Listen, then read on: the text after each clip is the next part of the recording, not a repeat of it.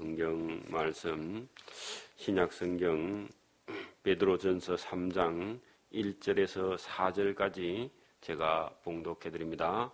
신약 성경 380면 베드로전서 3장 1절에서 4절까지 제가 봉독해 드립니다. 아내된 자들아 이와 같이 자기 남편에게 순복하라. 이는 혹 도를 순종치 않은 자라도 말로 말미암지 않고 그 아내의 행위로 말미암아 구원을 얻게 하리 함이니 너희의 두려워하며 정결한 행위를 봄이라.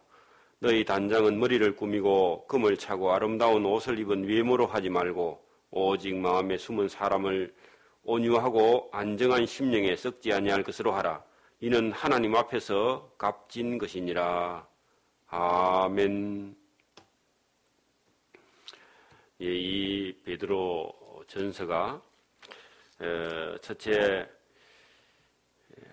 주님께서 죽은 자 가운데서 다시 사셔서 하나님의 영광을 그리스도를 통해서 보여주신 그 하나님께서 우리가 예수님을 믿는 자들에게 믿음과 소망과 이런 것을 하나님께 두게 그렇게 하셨고 또 우리가 진리를 순종함으로 우리 영혼이 깨끗하게 되어서 거짓 없이 형제를 사랑하라 하는 그런 마음을 그런 말씀을 이 베드로전서에서 우리에게 하고 있는데요.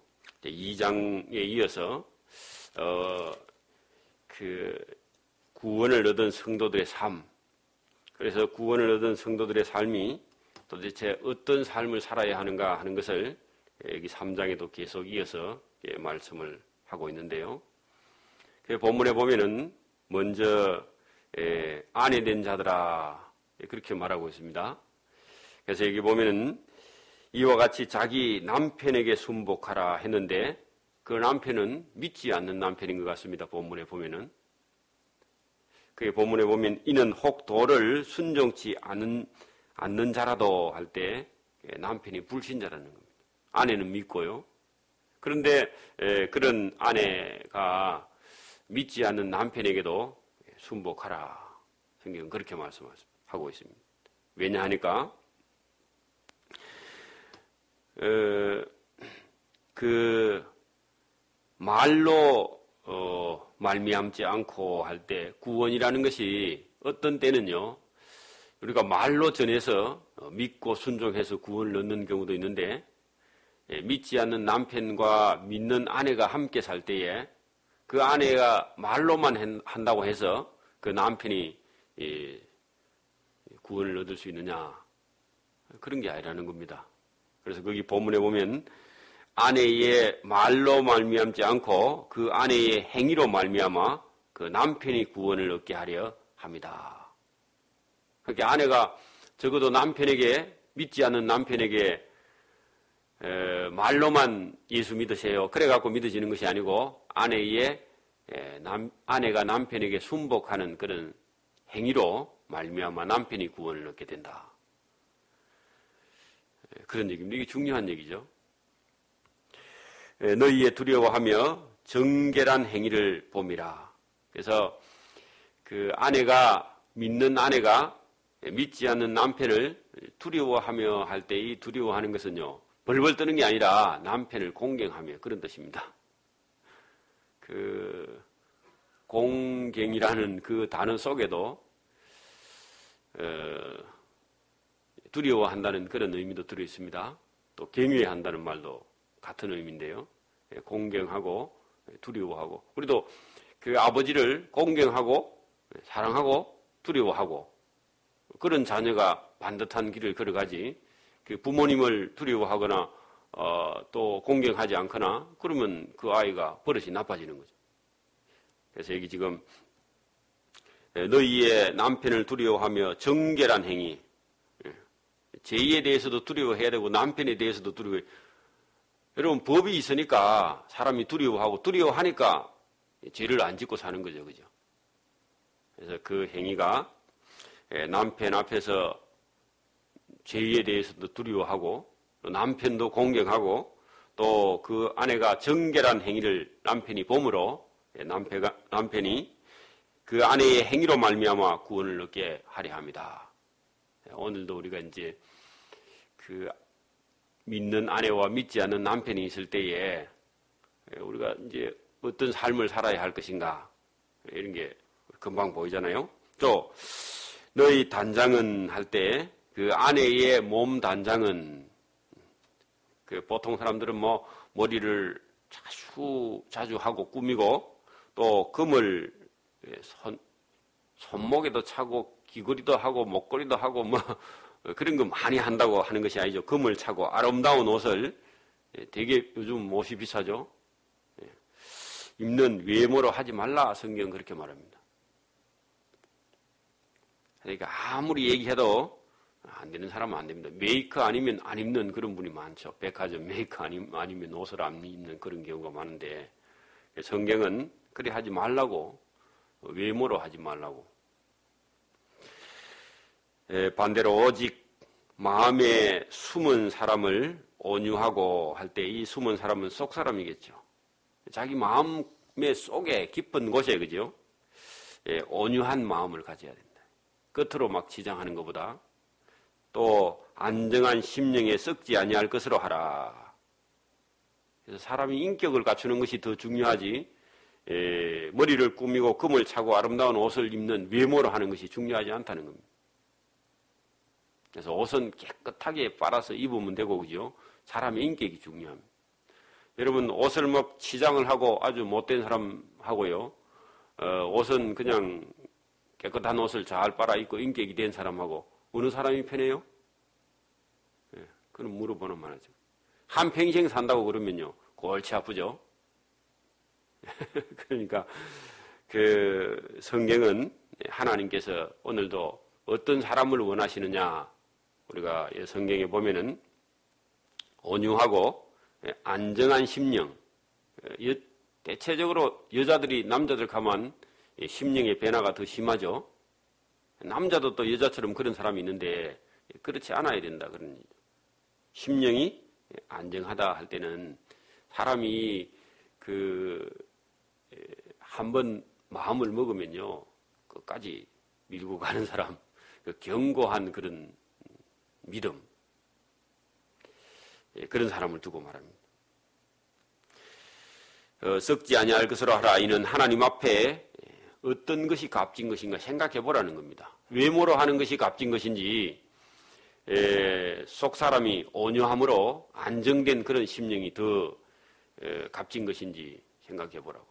우리가 이제 스스로 판단해야 됩니다. 이런 것은. 또 전에 하나님께 소망을 두었던 거룩한 부녀들도 이와 같이 자기 남편에게 순복함으로 자기를 단장하였다 했는데 그 사람이 누구냐 하니까 사라입니다. 아브라함의 아내 사라. 하나님께서요 사라 같은 사람을 좋아합니다. 사라가 어떻게 했는지 우리가 한번 보면 알 수 있는데 그게 본문에 자 사라가 아브라함을 주라 칭하여 복종한 것 같이 자기 남편인데요 남편을 보고 주라고 칭했다 그런 얘기입니다. 그래서 그 아내들이 하나님 마음에 들으려면요 남편을 공경해야 돼. 공경. 남편 이름을 이렇게 낳아서 부르는 그런 사람들은 그 하나님께 사랑받기 틀렸죠. 남편을 주라 할 정도로 이 사라처럼요. 또 너희가 선을 행하고 아무 두려운 일에도 놀라지 아니하므로 그의 딸이 되었느니라. 그러니까 우리는 아내 남편은 뭐 동등하게 생각하는 성경은 오늘 본문에 뭐라 그래요? 아내는 남편을 주라 하고요. 그 남편의 딸이 된 것처럼 남편을 공경해라, 두려워하라.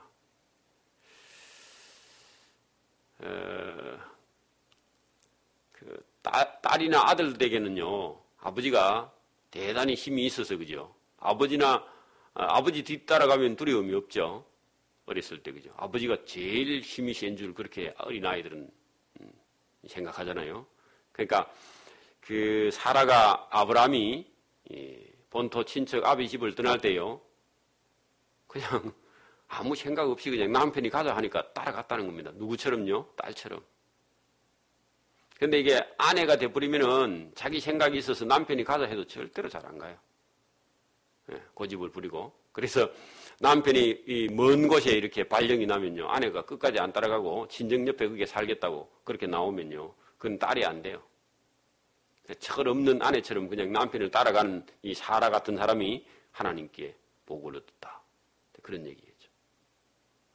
많이 생각해 볼 그런 일입니다.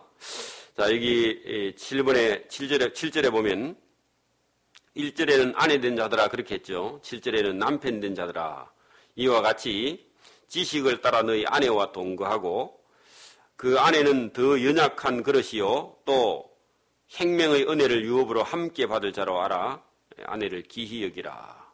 남편들에게 또 어떻게 해야 되는가.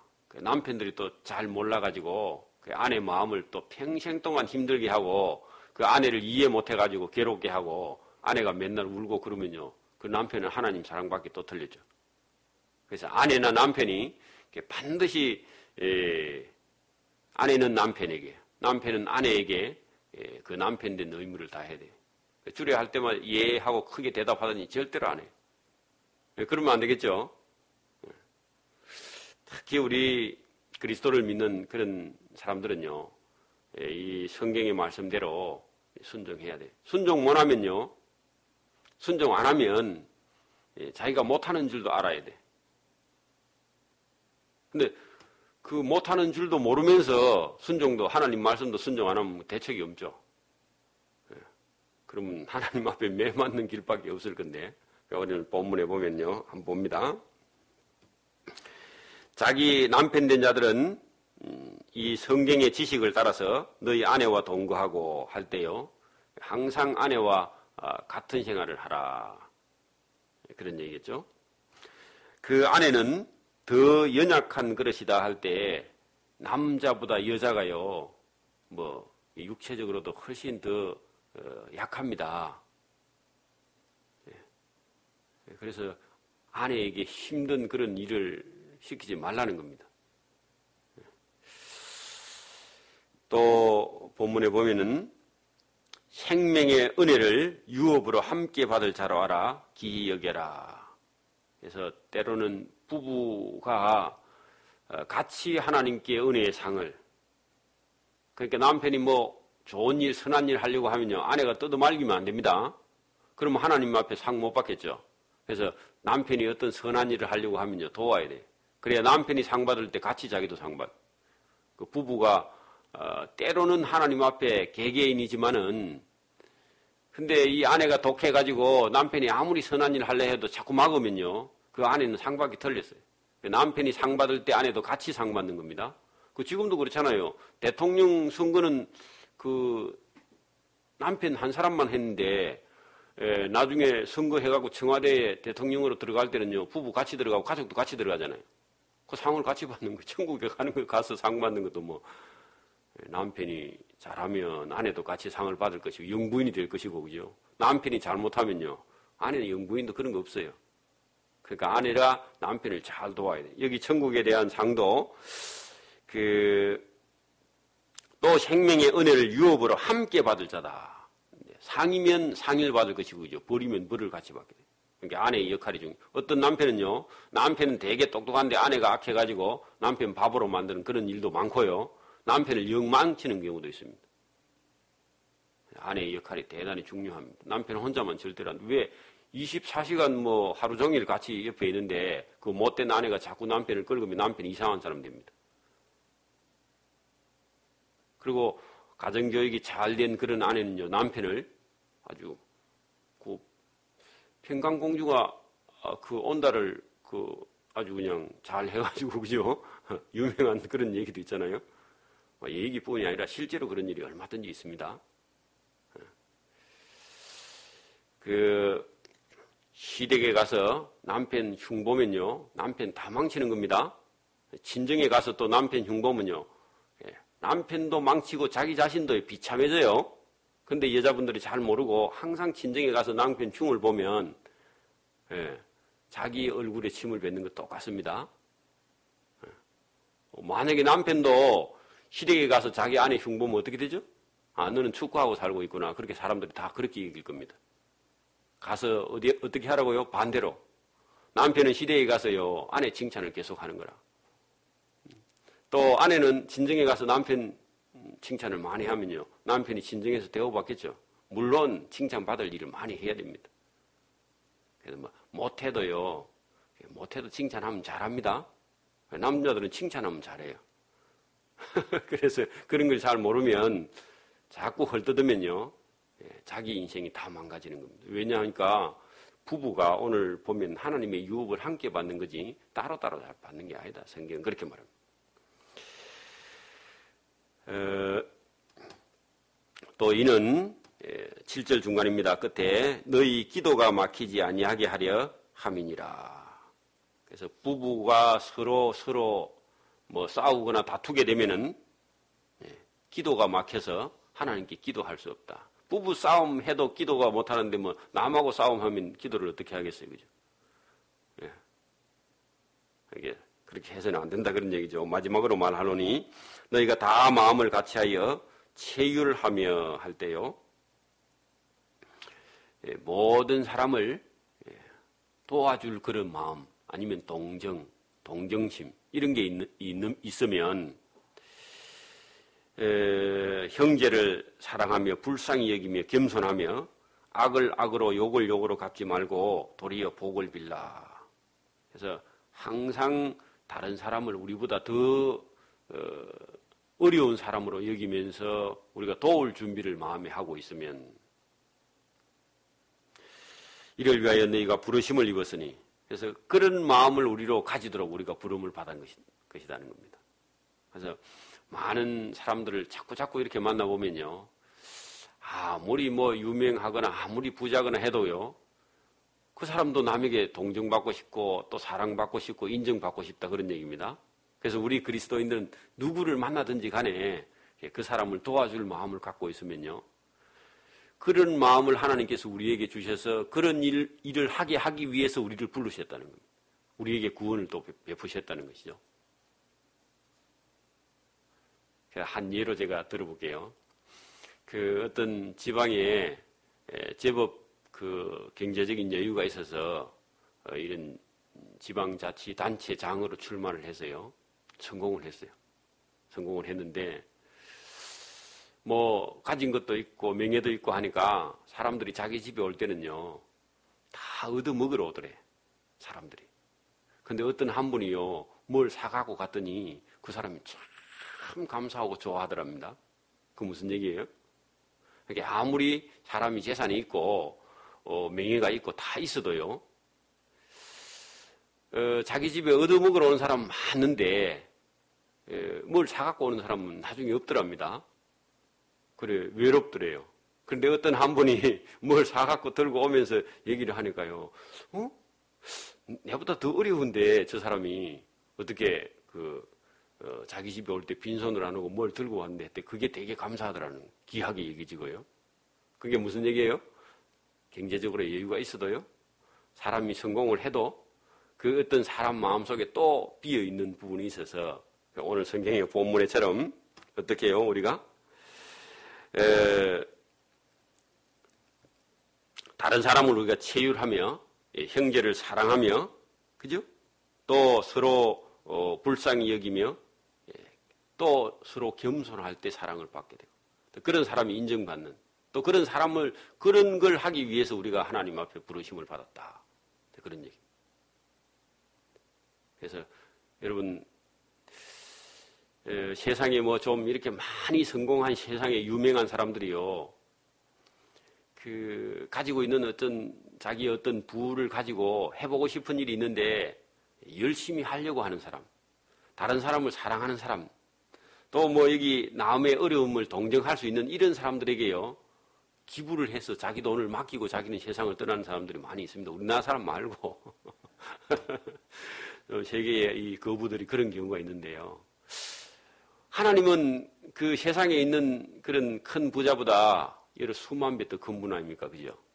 하나님의 마음을 우리가 읽으면요, 길이 보여요. 왜? 하나님은요, 그 부자의 마음 속에도 그런 게 있다 하면 하나님 마음 속에는 그보다 100배나 더 큰 그런 마음을 하나님 가지고 계시니까. 하나님께서 이런 사람들에게 하나님께서 은혜를 베푸시려고 또 그런 사람들을 하나님께서 불러서 찾고 계시다는 겁니다. 오늘도. 그래서 하나님의 마음을 저와 여러분이 읽으면 세상이 보이고 또 세상이 보여서 우리가 하나님의 마음으로 세상 사람들을 사랑하고 동정할 수 있는 그런 마음이 저와 여러분 속에 있게 되는데 성령이 오면 그걸 좀 더 우리가 쉽게 이해할 수 있습니다. 기도하실 때 하나님의 성령이 저와 여러분의 마음을 깨닫게 해주셔서 이 성경 말씀도 깨닫고 우리 마음속에 근본적으로 하나님의 마음이 있어야 다른 사람을 사랑할 수 있는 것이죠. 성경 말씀 속에 오늘도 이 가만가만 진리를 먼저 깨달은 사람의 마음이 하나님 마음 속에 있던 것을 깨달아서 성경이 기록했으니까요. 그래 여기 보면 너희가 부르심을 입었으니 9절 끝입니다. 이는 복을 유업으로 받게 하려 하심이라. 그래서 우리가 좋은 일 또 선한 일 이런 일을 하면요 하고도 우리가 하나님께 그냥 하는 것만 끝이 아니라 우리가 그것도 복을 받게 됩니다. 땅에서도 복을 받고 영생의 복도 같이 받고 좋은 일하고 또 복 받고 그죠? 좋은 일하고 칭찬받고 용돈도 받고 하나님께 온갖 좋은 게 다 있으니까 얼마든지 우리가 할 수 있다는 거죠. 그러므로 생명을 사랑하고 좋은 날 보기를 원하는 자는 제일 먼저 이제 그러므로 하면 자꾸 결론에 가는 것 같죠? 결론에 가니까 뭐라고요? 하나님께서 주신 생명들을 사랑하고 하면요. 첫째 사람입니다. 생명 중에서 가장 귀한 건 사람이에요. 그래서 사람을 사랑하는 것이 진리를 깨닫는 첫째입니다. 사람들이 미워서 도망가자. 자꾸 도망가는 사람은요. 하나님의 사랑을 잘 못 깨닫는 사람이에요. 착한 사람은 좋은 사람을 사랑해도 안 되고 사람은 누구든지 예수님께서 그렇게 가려서 사랑한 건 아니니까 그죠. 그래도 뭐 예수님도 예수님 사랑하는 사람이 더 좋았을 겁니다만은 우리도 여기 첫째는 생명을 사랑하고 좋은 날 보기를 원하는 자, 하나님께 칭찬받거나 상 받기를 원하는 자, 뭐 그렇게 해도 됩니다. 자, 그런 사람들은 제일 먼저 혀를 금하여 할 때요 말하지 말라는 것이 아니라 좋은 말을 해야 된다는 거죠. 남을 칭찬하고 격려하고 위로하고 동정하는 그런 말을 해야 되지 말을 거칠게 하면은 벌써 생명을 사랑하는 게 안 된다는 거죠. 그러니까 여러분 마음씨가 고운 사람은 어떤 사람이 마음씨가 고운 사람이죠? 말이 고운 사람이 마음씨가 고운. 근데 뭐 어떤 처녀가 말이 막 거칠고 막 빠르고 그러면요 말이 빠른 사람은 성격도 급해요. 사람이 보입니까? 사람이 보여요. 진리로 인해서 하나님 말씀으로 인해서 우리가 사람이 보여야 되는데 말이 거칠면요 마음도 거친 사람입니다. 말이 빠르면요 성격이 급한 사람입니다. 대체적으로 그래요. 저도 좀 말이 빠르죠? 원래 성격이 급했는데 좀 많이 고쳤습니다. 여러분 말이 빠르면요 듣는 사람이요 숨이 가빠요. 여러분 제가 설교가 빠르면 여러분 숨이 가쁘죠? 제가 천천히 하면 여러분도요 편안하게 들을 수 있잖아요. 참 놀라운 거예요. 제가 이게 그 설교를 계속 해보면서 느낀 게 있는데 그게 뭐냐 하니까 제가 마음이 급하면요 성도들 숨이 가쁜 게 보여요. 설교 들을 때. 근데 제가 편안하고 천천히 하면요 성도들도요 이게 심장이 천천히 뛰는 것 같아요. 놀라운 겁니다. 그런 게 제가 설교를 해보니까 보여요. 그래서 말이 거칠면 마음씨가 반드시 거친 겁니다. 일부러요, 그 말을 비비 꼬아서 하면요, 그 사람 마음이 또 심사가 막 여러 가닥으로 꼬여있는 그런 경우도 있습니다. 근데 그런 게 보여야 돼요. 여러분, 뭐, 제가 술집에 가보질 않았지만, 술집에 아가씨들이 막 살살 맞게 하는 게 그게 여러분, 그 껍데기 남자들은요, 거기 홀딱 넘어갑니다.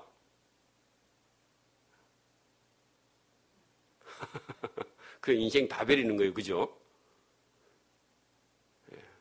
그런 데 속으라는 게 아닙니다. 그런 고운 말이 아니라는 겁니다. 말씨가, 말투가, 사용하는 단어가 고운 그런 사람이 되겠죠. 여기 혀를 금하며 할 때 첫째 물론 말이 어떤 생각에서 나오는데 생각이 곱지 않은 사람은 말도 거칠고 그죠?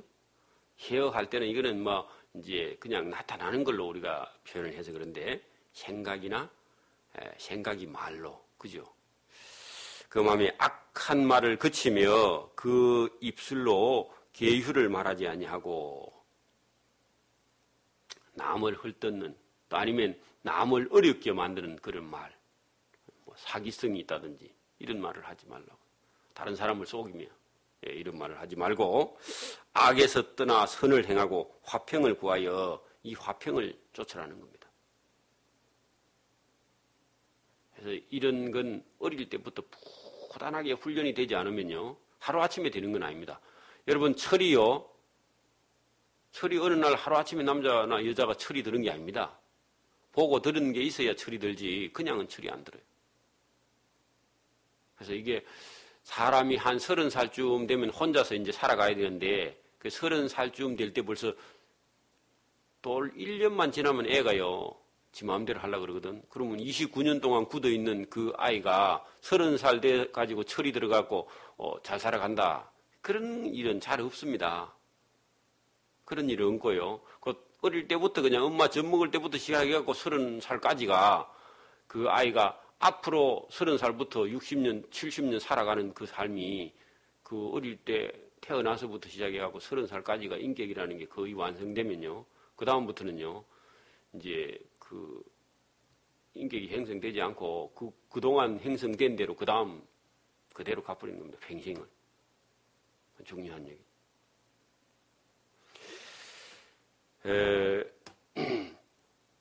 그 악에서 떠나 선을 행하고 화평을 구하여 이 화평을 쫓는 그런 삶. 주의 눈은 의인을 향하시고 하나님의 눈은 언제나 의를 행하는 그런 사람을 찾으시고 있다.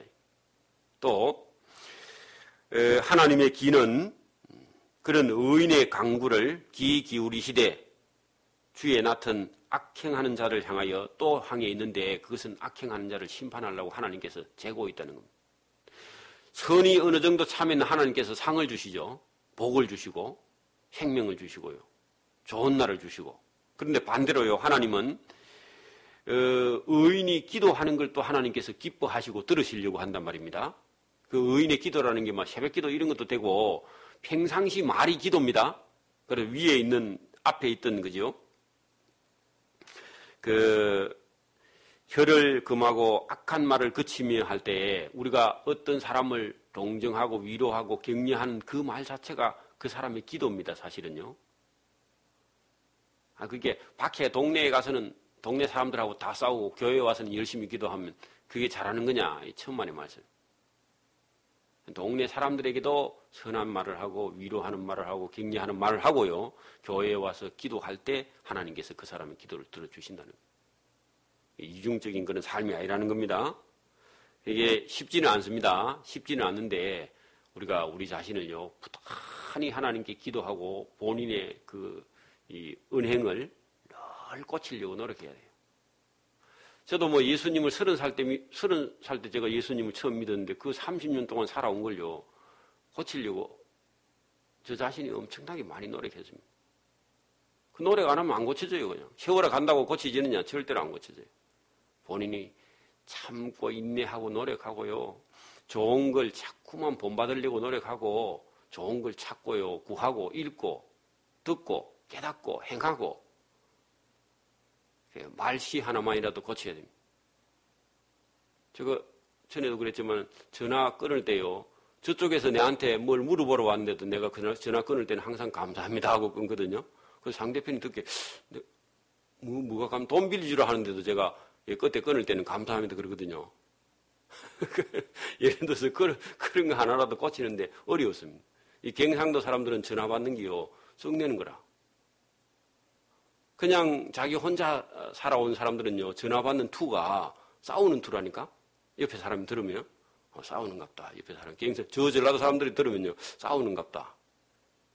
싸우는 게 아니고 경상도 사람들이 평상시 말투가 싸우는 말투예요. 이걸 고치. 특별히 이 다른 사람들 앞에 가서 서는 사람들은요 고쳐야 돼요. 여기 의인의 그런 삶을 하나님께서 보시고 상 주시려고 하나님께서 낫을 향해 늘 하나님께 쳐다보시고 그 의인의 입술의 기도를 하나님께서 들으시려고 찾는다는 거죠. 그러나 반대로요, 악인을 향해서 하나님께서 낫을 향하고 계시는데 어떻게 하려고요? 자꾸 못된 짓 하고요. 그 못된 짓에 어떤 양이 차면 하나님께서요, 어떻게? 징계하시려고 하나님께서 준비하고 계시는. 여러분, 하나님 마음 얼마나 우리가 이해하기 쉬워요. 어린애가요, 자꾸 말 안 듣고 애쓰고 울고, 슈퍼에 가면 그냥 자기 마음에 드는 거 지고 나아라 하면 그 떼굴떼굴 굴르고 그러면요, 엄마가 어떻게 해요? 한 번이다, 한 번. 다음에 두 번, 세 번 걸리면 너 혼나 하고 기다리고 있다가 계속 그렇게 하면 어때요? 지금 엄마들은 못 때려. 제가 보니까. 그래서 아이를 완전히 망치는 겁니다. 그래서 몇 번 약속했지 하고요. 그 다음 또 그러면요, 데리고 와가지고 혼을 내야 돼. 혼을 내야 됩니다. 그거 고쳐야 돼, 그걸. 하나님도요, 악인의 주에 맡은 악행하는 자들을 향해가지고 심판할, 징계할 그런 준비를 하나님이 하고 계신다. 그런 분입니다. 엄하신 우리 부모님 같아요. 하나님 때로는. 또 인자하신 우리 어머님 같고요. 하나님이요. 그래서 우리의 삶을 다 보고 계신다. 그런 얘기입니다.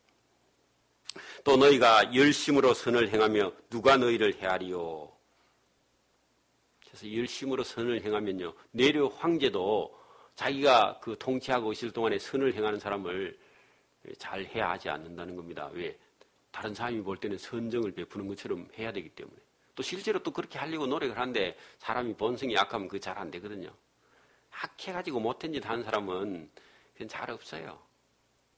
여러분, 실수는 사람이 할 수 있는데 계속 악을 행하는 건요, 사탄의 게임에 푹 빠지든지 사탄이 도구로 쓰든지 그렇게 해야 끝까지 악하지, 사람이 그렇게 악하지는 않거든요. 네로 황제 시대 때도 뭐라고요? 선을, 본문에요, 너희가 열심으로 선을 행하면 누가 너희를 해하겠느냐. 또 그러나 의를 위하여 고난을 받으며 복 있는 자니 저희를 두려워함으로 세상 사람을 두려워함을 두려워 말며 소동치 말고. 그래서 의인은 때로는요, 고난받을 각오도 하고, 의인은요, 세상 사람이 두려워하는 것처럼 두려워할 필요가 없다는 겁니다. 그 세상 사람들은 뭘 두려워하느냐? 돈 없는 거 두려워해요. 가난해질까봐. 우리는 그럴 필요가 없다는 겁니다. 또 세상 사람들은 뭘 두려워해요? 죽음을 두려워하는데 우리는 죽음을 두려워할 필요가 없죠. 죽음을 이긴 분이 있으니까. 그래서 세상 사람들이 뭐 어떤 환난이나 고난이나 뭐 어떤 여러 가지 어려움이 올 때 두려워할 때 우리는요, 좀 의연해야 돼. 예수 믿는 사람. 뭐 그런 걸 가지고 두려워하냐고. 너희 마음에 그리스도를 주로 삼아 거룩하게 하고. 그렇게 그리스도를 우리 주인으로 삼았으니까 세상 사람들이 두려워하는 그런 두려움을 두려워하지 말라.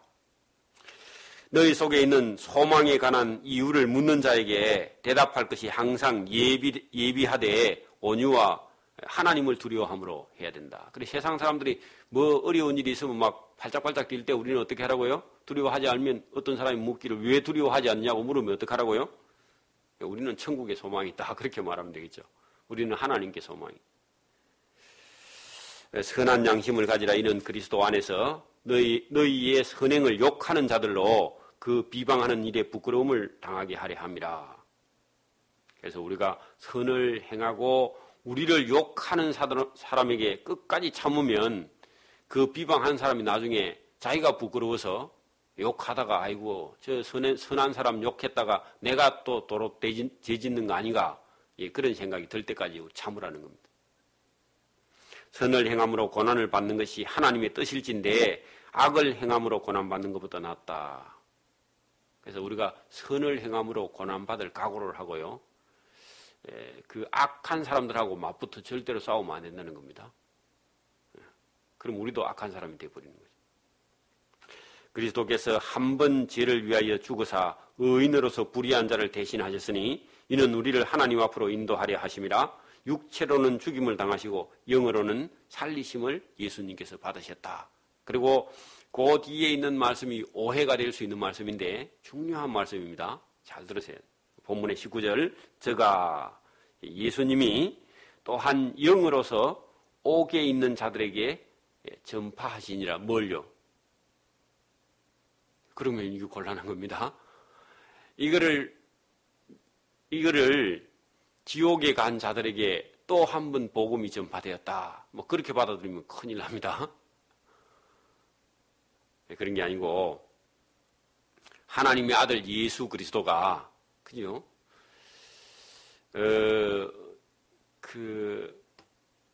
이 세상을 구원하러 오신 구세주 예수 그리스도가 예수님을 믿는 자들에게 구원을 베푸시고 믿지 않는 자들에게 심판하신다 하는 그 소식을 예수님께서 땅에 있는 사람들에게는요, 예수님께서 보여주셨죠. 그리고 제자들에게 알려주셨죠. 제자들이 그걸 전하러 갔잖아요. 그럼 이미 먼저 죽어서 지옥 간 자들에게는 누가 전파할 수 있는 사람이 없었어요. 그래서 예수님께서 영이 되셔서 영 대신 예수님이 지옥에 가셔가지고 먼저 죽은 영들에게 하나님의 아들 예수 그리스도께서 산자와 죽은 자를 예수님을 믿는 자들에게는 구원을 베푸시지만 죽은 자들에게는 심판이 있다 하는 그런 소식을 옥에 있는 영들에게 알리셨다 하는 그런 의미로 받으셔야 돼요. 또 이걸 이해하려고 하면은 여러분 4장 6절을 한번 보십시오. 우리가 더 뒤로 가가지고 4장 6절에 보면 5절부터 볼게요. 저희가 산자와 죽은 자를 심판하기를 예비하신 자에게 직고하리라 했는데 그때 산자도 있었고 죽은 자도 있었죠. 그 산자에게 가서 복음을 전해서 믿으면 살고요. 죽은 자는 이미 믿고 죽은 자도 있고 믿지 않고 죽은 자도 있습니다. 그러면 그걸 누구를 나중에 예를 들느냐 하면요. 노아 홍수 때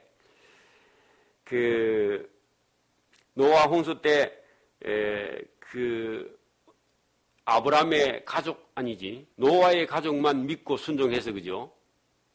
물의 심판을 면했죠? 자, 그 얘기를 본문에 보면은 그 얘기가 지금 그 뒤에 나중에 위에 있네요. 자, 그 20절을 한번 다시 올라. 3장 20절에 자, 그들은 할 때 그 옥에 있는 영들은 전에 노아의 날 방주 예비할 동안에 하나님이 오래 참고 기다리실 때 순종치 아니하던 자들이라 했는데 옥에 있는 영들은 믿지 않고 죽은 자들입니다. 그죠? 그 노아 홍수 때 그 순종치 아니하는 자들이라 했거든요. 그러면 믿지 않은 자들인데 또 방주에서 물로 말미암아 구원을 얻은 자가 있었죠. 노아와 그 가족들 8명, 그죠? 방주에 탄 사람들 8명 뿐이니 겨우 8명이라 그래 놓고 자, 이제 그 4장 5절에 보면 저희가 산자와 죽은 자를 심판하시길 예비하신 자에게 직고하리라. 이를 위하여 죽은 자들에게도 복음이 전파되었다 했는데 이 복음은 살리는 복음보다도 그 하나님의 아들 예수 그리스도가 믿고 순종하는 자에게는 구원을 베푸시고 믿지 않는 자에게는 심판을 베푸시다. 그 일을 위해서 예수님께서 십자가를 지시고 죽으시고 다시 부활하셨다 하는 그런 소식을 그 예수님이 영이 돼야만 옥에 있는 영들에게 영으로서 옥에 있는 영들에게 전파할 수 있는 게 사람이 가서 지옥에 있는 그 옥에 있는 영들에게는 전파할 수 있는 길이 없거든요. 그 소식을. 그래서 예수님께서 그 일을 하셨다는 것이지 다시 가서 죽은 영혼에게 복음을 전했다. 그런 소식은 아닐 겁니다. 이건 이제 우리가 오해가 없어야 되겠어요. 천주교에서 이런 얘기를 오해해서 연옥설을 만들고 막 그렇게 했는데 그렇다면 곤란한 거죠. 다시 본문으로 올라갑니다. 21절입니다. 3장 21절. 물로 예수 그리스도의 부활하심으로 말미암아 물은 예수 그리스도의 부활하심으로 말미암아 이제 너희를 구원하는 표가 됐는데 할 때 이 물은 살리는 물이죠. 세례는요. 죄를 씻어서 살리는 표죠. 그러면 아까 전에 노아 홍수 때의 물은 어떤 거요? 심판하는 물이었죠. 그래서 심판하는 물, 이제는 살리는 세례의 물, 그 얘기를 하려고 해요.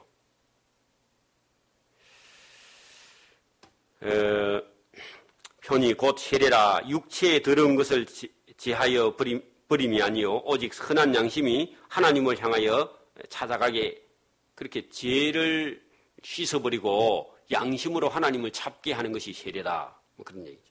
저는 하늘에 오르사 하나님 우편에 계시니 천사들과 권세들과 영광들이 저에게 순복하느니라. 그리고 예수님께서 또한 영이 되셔서, 그죠? 예수님께서 육체로 십자가에 죽으시고 부활하시고 또 부활한 영이, 예수님이 영이 되신 몸이 되어서 옥에 있는 영들에게도 하나님께서 이 일을 하셨다 하고 전파하시고, 다시 오늘 본문에 저는 하늘에 오르사 하나님 우편에 계시니 천사들과 권세들과 능력들이 저에게 순복하느니라 했는데, 지옥에 가서 구원의 뭐 소식을 또 전하고 그런 얘기가 아니겠죠. 그리고 그 노아 시대 때 홍수에 썰려서 다 죽었는데 8명만 구원받았다 그랬거든요. 나머지는 다 죽었거든요. 그 죽은 영혼이 그 옥에 있는데 가서 예수님 또 복음정에서 또 살려냈다, 그런 얘기는 전혀 아닌 것 같거든요. 그래서 예수님, 하나님이 하신 일을 예수 그리스도께서 십자가에 못 박히고 죽은 지 사흘 만에 부활하시고 부활하셔서 성천하셨다는 그 소식을 그 옥에 있는 영들은 못 들었으니까 예수님께서 가서 영이 되셔서 그곳에 가서 전하셨다, 그런 의미로 받으시면 더 이해가 쉬운 본문입니다. 조금 난해한 그런 부분인데 그 정도 이해하시면 좋겠고요. 내일 새벽에 4장을 다시 보도록 그렇게 하겠습니다. 기도드립니다. 하나님 아버지 감사합니다. 오늘도 우리를 사랑하시며 이 땅에 사는 동안 아내 된 그런 의무와 남편 된 의무를 우리가 잘 행하고, 또 우리가 우리 주변과 이웃과 형제들에게 예수 그리스도의 복음의 귀한 그런 소식을 전파하는 일에 우리의 삶을, 우리가 참 하나님께 좋은 열매를 드릴 수 있는 그런 삶을 살 수 있도록 오늘도 이 말씀을 통해서 참된 그리스도인의 윤리를 우리에게 알게 하시고 깨닫게 하셔서 그리스도인의 삶이 이 세상에 빛을 비추며 예수님을 닮아가는 그런 삶이 되기를 원해서 이 말씀을 주셨는데, 우리가 똑바로 이 성경을 배우고 또 익히고 우리 마음속에 새겨서 하나님의 뜻을 순종하여 참된 하나님께서 우리에게 귀한 상을 베푸실 그런 삶을 살아갈 수 있도록 도와주시기를 이 새벽에도 원하옵고 감사하며 예수님 이름으로 기도드리옵나이다. 아멘. 하늘에 계신 우리 아버지의 이름이 거룩히 여김을 받으시오며 나라에 임하옵시오며 뜻이 하늘에서 이룬 것 같이 땅에서도 이루어지이다. 오늘날 우리에게 일용할 양식을 주옵시고 우리가 우리에게 죄 지은 자를 사하여 준 것 같이 우리 죄를 사하여 주옵시고 우리를 시험에 들게 하지 마옵시고 다만 악에서 구하옵소서. 대개 나라와 근세와 영광이 아버지께 영원히 있사옵나이다. 아멘.